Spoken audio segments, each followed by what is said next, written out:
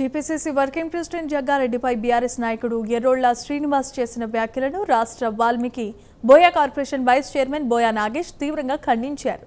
ఎర్రోళ్ల శ్రీనివాస్ తన నోరు అదుపులో పెట్టుకోవాలి, లేదంటే తీవ్రమైన పరిణామాలు ఉంటాయి అంటూ హెచ్చరించారు.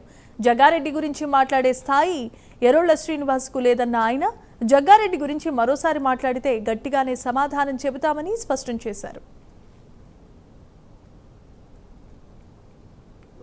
ఎర్రోళ్ల శ్రీనివాస్ గారు మా టీపీసీసీ వర్కింగ్ ప్రెసిడెంట్ జగ్గారెడ్డి గారిపై అనుచిత వ్యాఖ్యలు చేయడం పూర్తిగా కాంగ్రెస్ పార్టీ పక్షాన ఖండిస్తున్నా.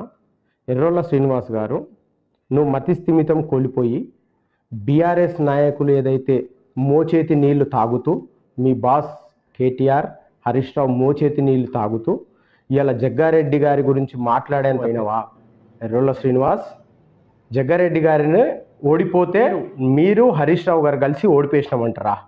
మీ అహంకారము, మీ ఆవేశము, మీ కుట్ర, మీ ఆవేదన అంత అర్థమైపోతుంది.